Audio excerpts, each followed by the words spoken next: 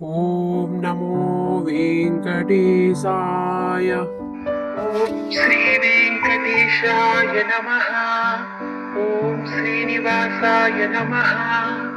ఓం లక్ష్మీపతయే నమః. ఓం అనానుయాయ నమః. ఓం అమృతాంశనే నమః. ఓం మాధవాయ నమః. ఓం కృష్ణాయ నమః. ఓం శ్రీహరయే నమః. ఓం జ్ఞానపంజరాయ నమః. ఓం శ్రీవత్సవక్షసే నమః. ఓం జగద్వంద్యాయ నమః. ఓం గోవిందాయ నమః. ఓం శాశ్వతాయ నమః. ఓం ప్రభవే నమః.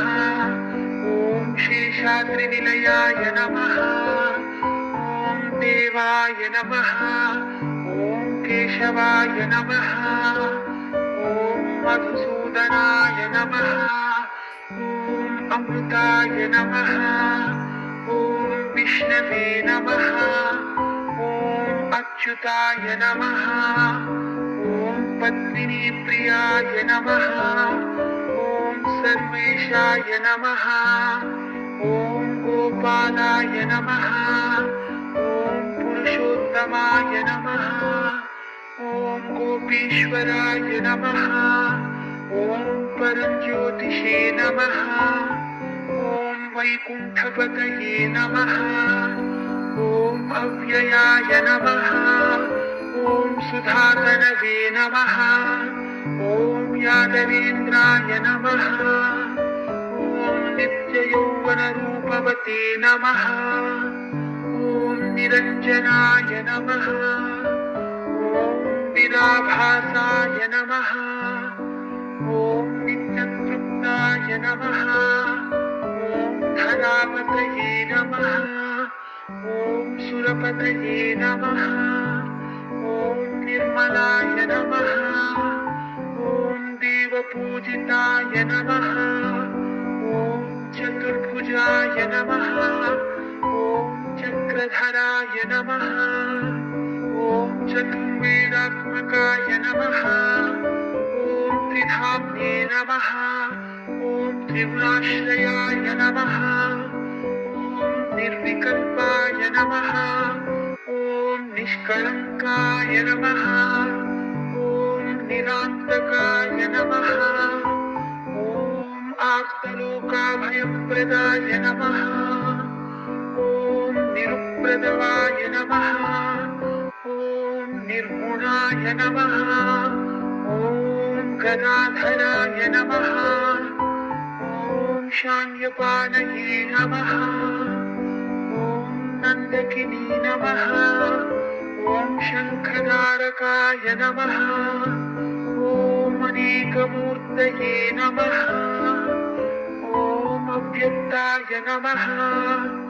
ఓం కటిహస్తాయ నమః. ఓం వరప్రదాయ నమః. ఓం అనేకాత్మనే నమః. ఓం దీనబంధవే నమః. ఓం జగద్వ్యాపినే నమః. ఓం ఆకాశరాజవరదాయ నమః. ఓం యోగిహృత్పద్మమందిరాయ నమః. ఓం దామోదరాయ నమః. ఓం జగత్పాలాయ నమః. ఓం పాపఘ్నాయ నమః. ఓం భక్తవత్సలాయ నమః. ఓం త్రివిక్రమాయ నమః. ఓం శింశుమాలాయ నమః. ఓం జటామకుటశోభితాయ నమః. ఓం శంఖమంజుల్లసన్మంజుకింకిన్యాఢ్య నమః. ఓం కారుండకాయ నమః. ఓం నీలమేఘశ్యామతనవే నమః. ఓం బిల్వపత్రార్చన ప్రియాయ నమః. ఓం జగత్కర్త్రే నమః. ఓం జగత్సాక్షిణే నమః. ఓం జగత్పతయే నమః. ఓం చింతితార్థప్రదాయకాయ నమః. ఓం జిష్ణవే నమః. ఓం दाशार्हाय नमः ॐ दशरूपवते नमः ॐ देवकीनन्दनाय नमः ॐ शौरये नमः ॐ हयग्रीवाय नमः ॐ जनार्दनाय नमः ॐ कन्याश्रनतारेज्याय नमः ॐ पीताम्बरधराय नमः ॐ अनघाय नमः ॐ वनमालिने नमः ॐ पद्मनाभाय नमः ॐ हृदयासक्तमानसाय नमः ॐ अश्वरूढाय नमः ॐ खड्गधारिणे नमः ॐ धनार्जनसमुत्सुकाय नमः ॐ घनतारलसन्मध्यकस्तूरीतिलकोज्ज्वलाय नमः ॐ सच्चिदानन्दरूपाय नमः ॐ जगन्मङ्गलदायकाय नमः ॐ यज्ञभोक्त्रे नमः ॐ चिन्मयाय नमः ॐ परमेश्वराय नमः ॐ परमार्थप्रदायकाय नमः ॐ शान्ताय नमः ॐ श्रीमते नमः ॐ दोर्दण्डविक्रमाय नमः ॐ परब्रह्मणे नमः ॐ श्रीविभवे नमः ॐ जगदीश्वराय नमः ॐ अलिवेलु मंगासहित वेंकटेश्वराय नमः ॐ श्री वेंकटेशाय नमः ॐ श्रीनिवासाय नमः ॐ लक्ष्मीपतये नमः ॐ अनानुयाय नमः ॐ अमृतांशने नमः ॐ माधवाय नमः ॐ कृष्णाय नमः ॐ श्रीहरये नमः ॐ ज्ञानपञ्जराय नमः ॐ श्रीवत्सवक्षसे नमः ॐ जगद्वन्द्याय नमः ॐ गोविन्दाय नमः ॐ शाश्वताय नमः ॐ प्रभवे नमः ॐ शेषाद्रिनिलयाय नमः ॐ देवाय नमः ॐ केशवाय नमः ॐ मधुसूदनाय नमः ॐ अमृताय नमः ॐ विष्णवे नमः ॐ अच्युताय नमः ॐ पद्मिनीप्रियाय नमः ॐ सर्वेशाय नमः ॐ गोपालाय नमः ॐ पुरुषोत्तमाय नमः ॐ गोपीश्वराय नमः ॐ परञ्ज्योतिषे नमः ॐ वैकुण्ठपतये नमः ॐ अव्ययाय नमः ॐ सुधातनवे नमः ॐ यादवेन्द्राय नमः ॐ नित्ययौवनरूपवते नमः ॐ निरञ्जनाय नमः ॐ विराभासाय नमः ॐ नित्यतृप्ताय नमः ॐ धरापतये नमः ॐ सुरपतये नमः ॐ निर्मलाय नमः ॐ देवपूजिताय नमः ॐ चतुर्भुजाय नमः ॐ चक्रधराय नमः ॐ चतुर्वेदात्मकाय नमः ॐ त्रिधाम्ये नमः ॐ त्रिगुणाश्रयाय नमः ॐ निर्विकल्पाय नमः ॐ निष्कलङ्काय नमः ॐ निरान्तकाय नमः ॐ आर्तलोकाभयप्रदाय नमः ॐ निरुप्रदवाय नमः ॐ निर्गुणाय नमः ॐ गदाधराय नमः। ॐ शान्त्यपाणये नमः। ॐ नन्दकिनी नमः। ॐ शङ्खधारकाय नमः। ॐ अनेकमूर्तये नमः। ॐ अव्यक्ताय नमः।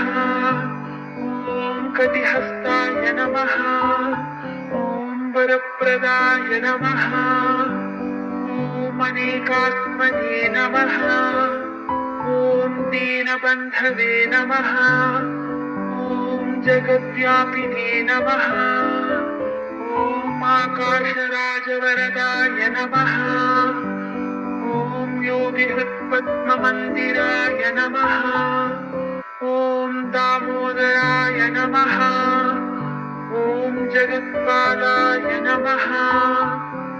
ॐ पापघ्नाय नमः।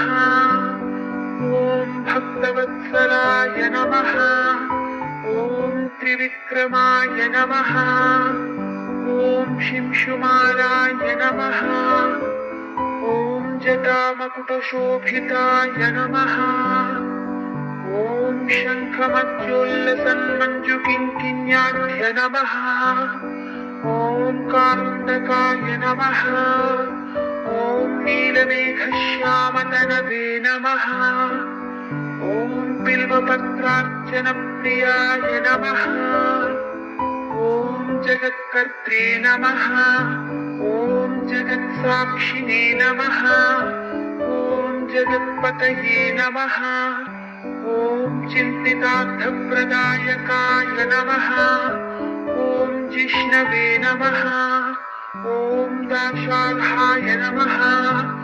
ॐ दशरूपवते नमः। ॐ देवकीनन्दनाय नमः। ॐ शौरये नमः। ॐ हयग्रीवाय नमः। ॐ जनार्दनाय नमः। ॐ कन्याश्रनतारेज्याय नमः। ॐ पीताम्बरधराय नमः। ॐ अनघाय नमः। ॐ वनमालिने नमः। ॐ पद्मनाभाय नमः। ॐ मृगयासक्तमानसाय नमः। ॐ अश्वरूढाय नमः। ॐ खड्गधारिणे नमः। ॐ धनार्जनसमुत्सुकाय नमः। ॐ घनतारलसन्मध्यकस्तूरीतिलकोज्ज्वलाय नमः। ॐ सच्चिदानन्दरूपाय नमः। ॐ जगन्मङ्गलदायकाय नमः। ॐ यज्ञभोक्त्रे नमः। ॐ चिन्मयाय नमः। ॐ परमेश्वराय नमः। ॐ परमार्थप्रदायकाय नमः। ॐ शान्ताय नमः। ॐ श्रीमते नमः। ॐ दोर्दण्डविक्रमाय नमः। ॐ परब्रह्मणे नमः। ॐ श्रीविभवे नमः। ॐ जगदीश्वराय नमः। ॐ अलिवेलु मंगासहित वेंकटेश्वराय नमः। ॐ श्री वेंकटेशाय नमः। ॐ श्रीनिवासाय नमः। ॐ लक्ष्मीपतये नमः। ॐ अनानुयाय नमः। ॐ अमृतांशने नमः। ॐ माधवाय नमः। ॐ कृष्णाय नमः। ॐ श्रीहरये नमः। ॐ ज्ञानपञ्जराय नमः। ॐ श्रीवत्सवक्षसे नमः। ॐ जगद्वन्द्याय नमः। ॐ गोविन्दाय नमः। ॐ शाश्वताय नमः। ॐ प्रभवे नमः। ॐ शेषाद्रिनिलयाय नमः। ॐ देवाय नमः। ॐ केशवाय नमः। ॐ मधुसूदनाय नमः। ॐ अमृत गोविन्दाय नमः। ॐ विष्णवे नमः। ॐ अच्युताय नमः। ॐ पद्मिनीप्रियाय नमः। ॐ सर्वेशाय नमः। ॐ गोपालाय नमः। ॐ पुरुषोत्तमाय नमः। ॐ गोपीश्वराय नमः। ॐ परज्योतिषे नमः। ॐ वैकुण्ठपतये नमः। ॐ अव्ययाय नमः। ॐ सुधातनवे नमः। ॐ यादवेन्द्राय नमः। ॐ नित्ययौवनरूपवते नमः। ॐ निरञ्जनाय नमः। ॐ विराभासाय नमः। ॐ नित्यतृप्ताय नमः। ॐ धनापतये नमः। ॐ सुरपतये नमः। ॐ निर्मलाय नमः। ॐ देवपूजिताय नमः। ॐ चतुर्भुजाय नमः। ॐ चक्रधराय नमः। ॐ चतुर्वेदात्मकाय नमः। ॐ त्रिधाम्ने नमः। ॐ त्रिगुणाश्रयाय नमः। ॐ निर्विकल्पाय नमः। ॐ निष्कळङ्काय नमः। ॐ निरान्तकाय नमः। ॐ आर्तलोकाभयप्रदाय नमः। ॐ निरुप्रदवाय नमः। ॐ निर्गुणाय नमः। ॐ गदाधराय नमः। ॐ शाङ्ग्यपाणये नमः। ॐ नन्दकिनी नमः। ॐ शङ्खधारकाय नमः। ॐ अनेकमूर्तये नमः। ॐ अव्यक्ताय नमः। ॐ कटिहस्ताय नमः। ॐ वरप्रदाय नमः। ॐ अनेकात्मने नमः। ॐ दीनबन्धवे नमः। ॐ जगद्व्यापिने नमः। ॐ आकाशराजवरदाय नमः। ॐ योगिहृत्पद्ममन्दिराय नमः। ॐ दामोदराय नमः। ॐ जगत्पालाय नमः। ॐ पापघ्नाय नमः। ॐ भक्तवत्सलाय नमः। ॐ त्रिविक्रमाय नमः। ॐ शिंशुमाराय नमः। ॐ जटामकुटशोभिताय नमः। ॐ शङ्खमध्योल्लसन्मञ्जुकिङ्किण्याढ्य नमः। ॐ कारुण्डकाय नमः। ॐ नीलमेघश्यामतनवे नमः। ॐ बिल्वपत्रार्चनप्रियाय नमः। ॐ जगत्कर्त्रे नमः। ॐ जगत्साक्षिणे नमः। ॐ जगत्पतये नमः। ॐ चिन्तितार्थप्रदायकाय नमः। ॐ जिष्णवे नमः। ॐ दाशार्हाय नमः। ॐ दशरूपवते नमः। ॐ देवकीनन्दनाय नमः। ॐ शौरये नमः। ॐ हयग्रीवाय नमः। ॐ जनार्दनाय नमः।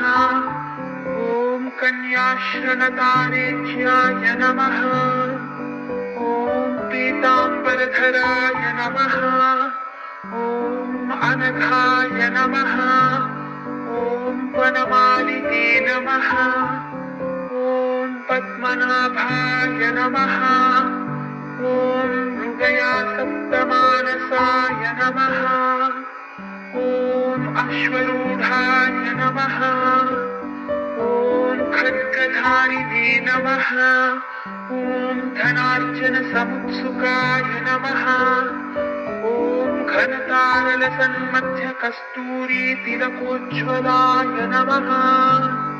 ॐ सच्चिदानन्दरूप स्वरूपाय नमः ॐ जगन्मङ्गलदायकाय नमः ॐ यज्ञभोक्त्रे नमः ॐ चिन्मयाय नमः ॐ परमेश्वराय नमः ॐ परमार्थप्रदायकाय नमः ॐ शान्ताय नमः ॐ श्रीमते नमः ॐ दूर्दण्डविक्रमाय नमः ॐ परब्रह्मणे नमः ॐ श्रीविभवे नमः ॐ जगदीश्वराय नमः ॐ अलिवेलुमङ्गासहित वेङ्कटेश्वराय नमः।